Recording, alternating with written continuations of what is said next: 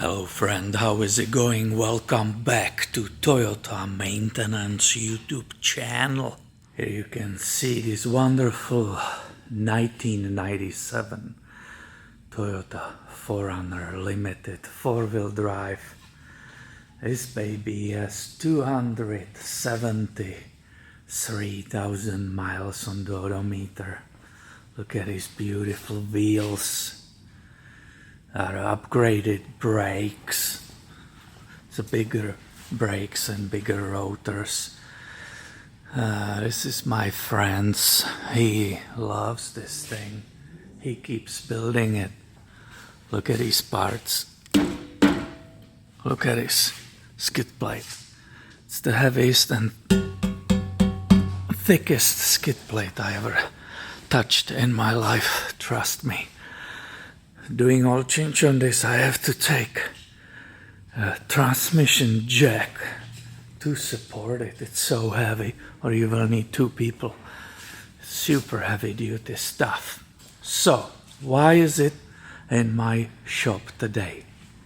Well, the 4Runner is running fantastic, except my friend said, hey, there is some shaking and vibrating. And I got underneath, and I believe my CV axle is bad, so I will need you to look at it and replace the CV axle. Now if you look, this is a lifted vehicle, but it has correctly the front diff drop kit.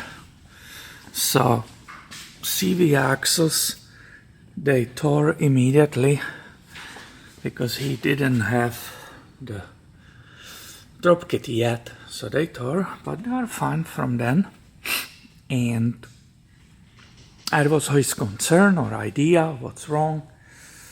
When he arrived, I said, hey, let's go on the test drive, and I want to feel it with you, so we are on the same page.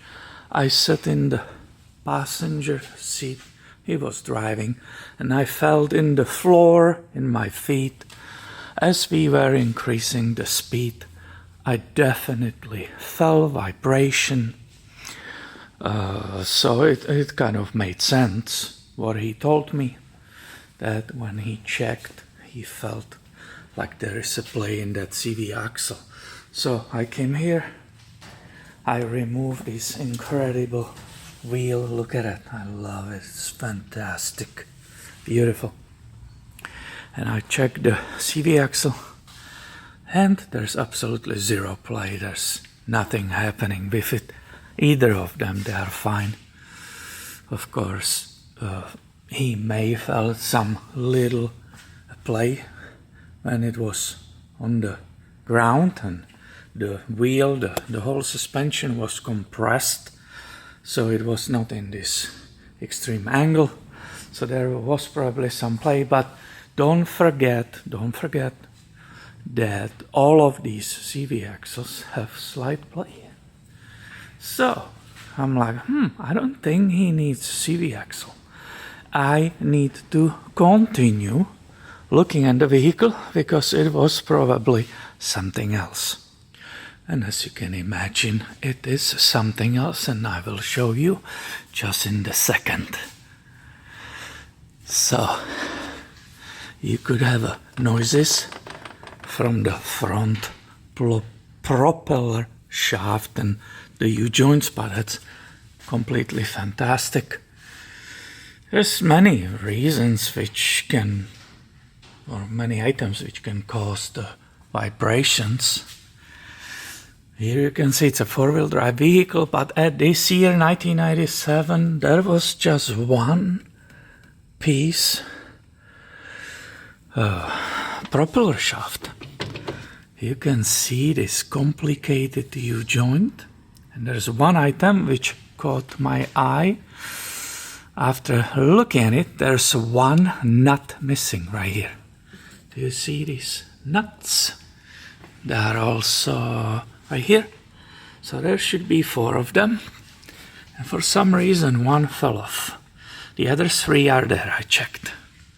Then I continued I grabbed everything, I put the light here, and you will see, I will do my best to film it for you, you will see why.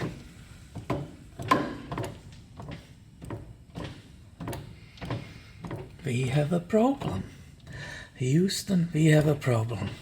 So despite the fact I can see the grease points were used and there was grease applied, this U-joint, and we call this U-joint at the rear, this is position number 4. Basically, if you're buying a parts 1, 2, 3 and 4, it's a general position on the vehicle like that. Can you see that detail perfectly? Look at this huge play. That U-joint is kaput. It's falling apart.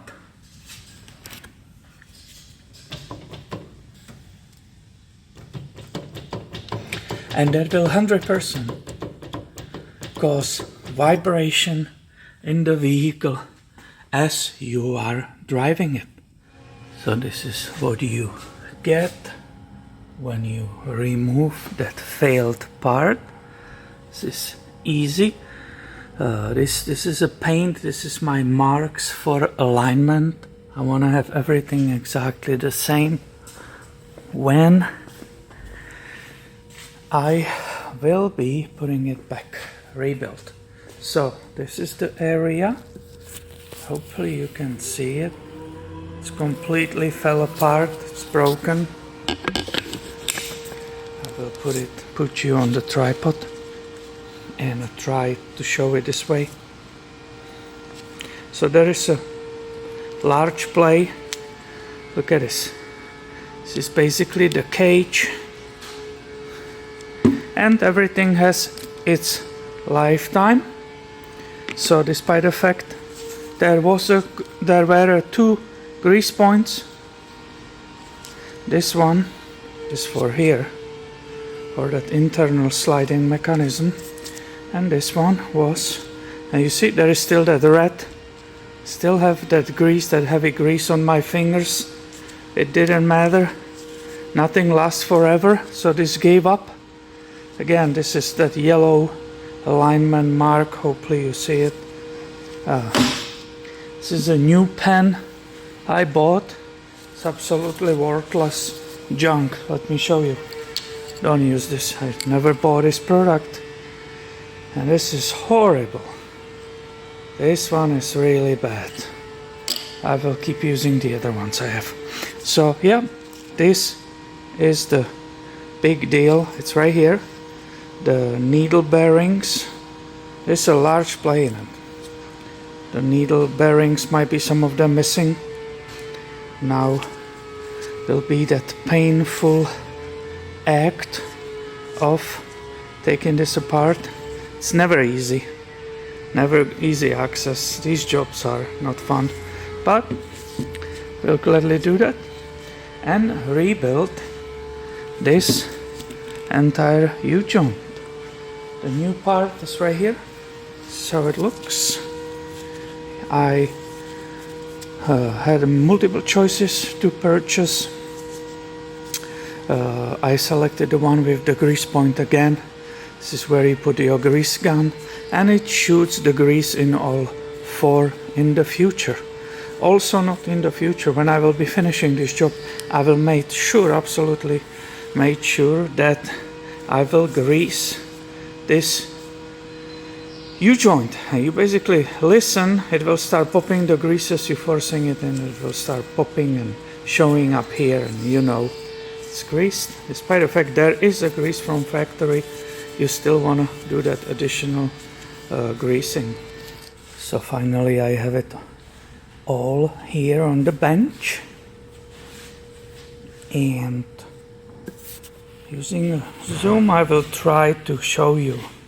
So this one has all the needles inside, and visibly we can see that the red grease which comes from the grease gun.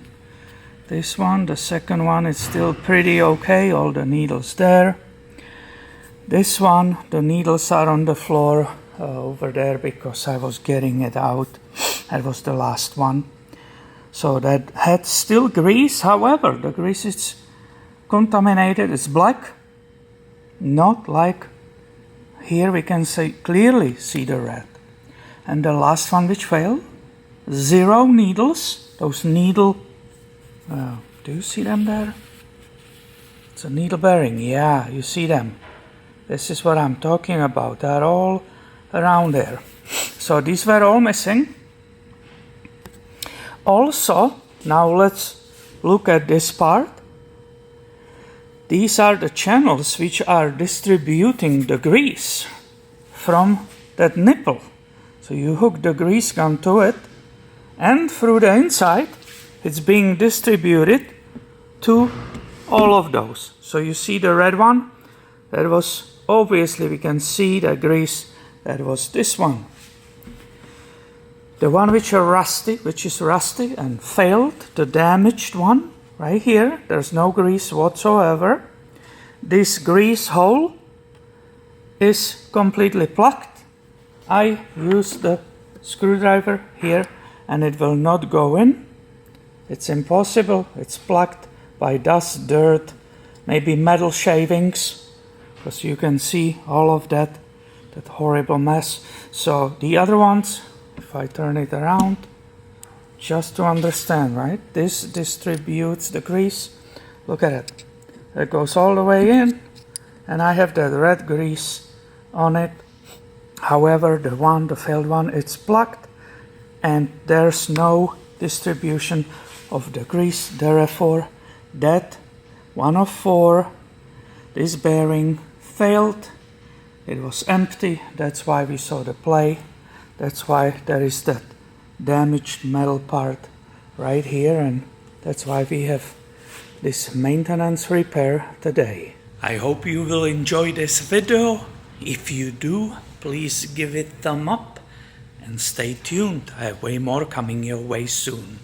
Thank you for watching and have a great day, my friend.